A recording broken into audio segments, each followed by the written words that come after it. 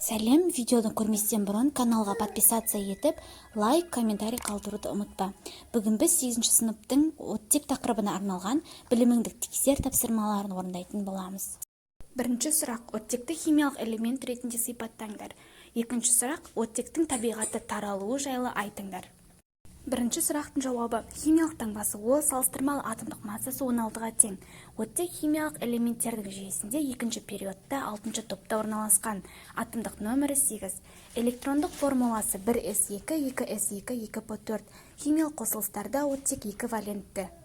Екінші сұрақтың жауабы: оттек біздің ғаламшарымыздағы ең көп таралған элемент. Жер қыртысында басқа химиялық элементтермен қосылыстар түрінде 47,2% кездеседі. Үшінші сұрақ: оттекті зертханада және өнеркәсіпте қалай алады? Оттекті алудың сәйкес реакция теңдеулерін жазыңдар. Бұл әдістердің бір-бірінен айырмашылығы неде? Оттектің зертханада алынуының бірнеше тәсілін жаздым. Біріншісі: сынаптың эквивалентті оксидін қыздыру. Екінші: сутекті электр тоғымен айыру. Үшінші: калий перманганатын қыздыру. Төртінші: марганец оксидіне сутек пероксидін қосу арқылы алу. Бесінші: калий хлоратына марганец оксидінің қатысы арқылы қыздыру арқылы осы оттекті алу. Бұл зертханада алыну тәсілдері.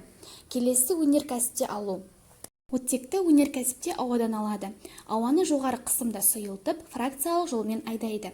Азоттың қайнау температурасы оттектің қайнау температурасынан төмен болғандықтан азот буланып, сұйық оттек қалады. Төртінші сұрақ: ішіне оттек толтыру үшін сынауықты қалай ұстау қажет? Және бесінші: берілген химиялық реакция теңдеулерін сұрақ белгісінің орнына реагенттің формуласын жазып, реакцияларды теңестіріңдер. Төртінші сұрақтың жауабы ә суреті. Себебі: марганецтің 4 валентті оксидін сынауыққа салып, үстіне сутек пероксидін қосамыз, және де оны, яғни реакцияны қыздырмай-ақ, ол шабытты түрде реакцияға түседі. Реакция жүруі аяқталғаннан кейін ерітіндіні сүзіп алған кезде біз марганецтің 4 валентті оксиді ешқандай өзгеріссіз қалған байқаймыз. Яғни бұл жерде марганецтің 4 валентті оксиді өршіткі ретінде реакцияны жылдамдату қызметін атқарып тұр. Бесінші сұрақтың жауабы: А-да жасырылған элемент темір, Ә-де оттек, Б-да күкірт. Сіздерге реакция теңдеулерін жазып көрсеттім және теңестіріп көрсеттім. Дұрыстап түсініп алыңыздар. Алтыншы сұрақ: өршіткі деген не? Олардың химиялық процестердегі маңызы қандай? Және жетінші сұрақ: оттек жай заты туралы берілген тұжырымды көрсетіңдер. Алтыншы сұрақтың жауабы: өршіткі химия өнеркәсібінде кеңінен қолданылады. Өршіткіні қолдану өндірістің тиімділігін арттыруға, өнім құнын төмендетуге және шикізатты мейлінше толық игеруге мүмкіндік береді. Жетінші сұрақтың жауабы В. Оттектің валенттілігі 2-ге тең. Бірінші есеп: судың айырылу реакциясын жазып, 90 грамм суды айырғанда түзілетін оттектің массасын есептеңдер. Бірінші есепті шығару үшін ең алдымен реакция теңдеуін жазып аламыз. Яғни 2H2O түзеді, яғни айырылу реакциясы 2H2 плюс O2. Бізге есептің берілгені бойынша судың массасы белгілі, ол 90 грамм. Ал табу керек бізге оттектің массасын, оны X грамм деп жазып аламыз. Біз оттектің салыстырмалы молекулалық массасын 32 грамм деп жазамыз, өйткені 16-ны 2-ге көбейтеміз. Және де H2O-ның салыстырмалы молекулалық массасы 18-ге тең, бірақ алдындағы 2 деген коэффициент болғандықтан оны 2-ге көбейтіп 36 грамм деп жазып аламыз.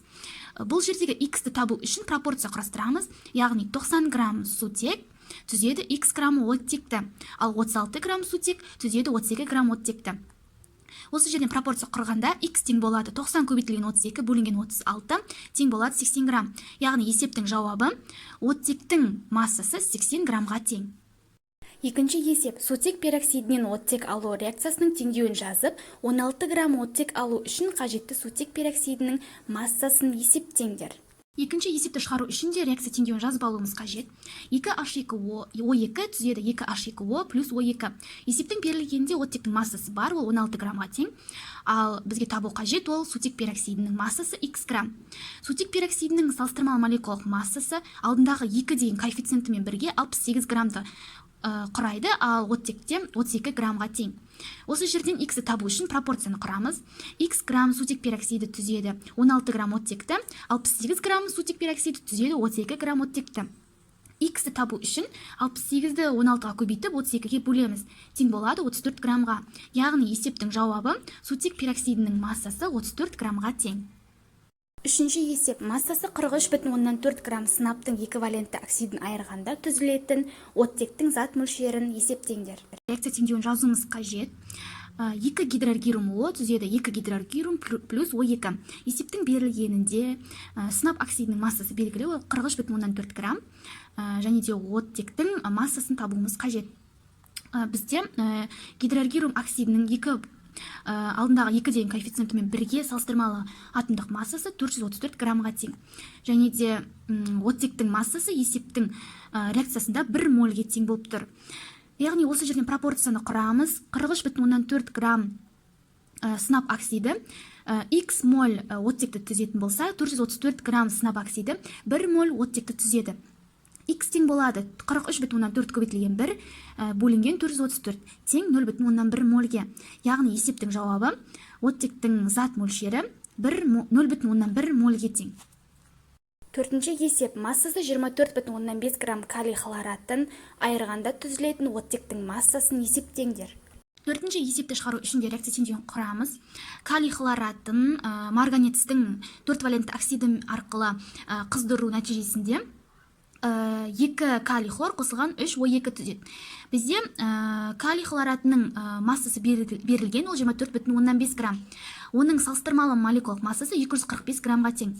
Бізге енді есептің шарты бойынша оттектің массасын табуымыз қажет. X және де оның алдындағы 3 деген коэффициентімен бірге салыстырмалы молекулалық массасы 96 граммға тең. Осы жерден пропорция құрамыз. 24,5 калий хлор O3 түзеді x грамм O2-ні, ал 245 грамм калий хлор O3 түзеді 96 граммды. X тең болады 24,5 көбейтілген 96 бөлінген 245 тең болады 9,16 грамм. Яғни бұл есептің жауабы 9,16 граммға тең.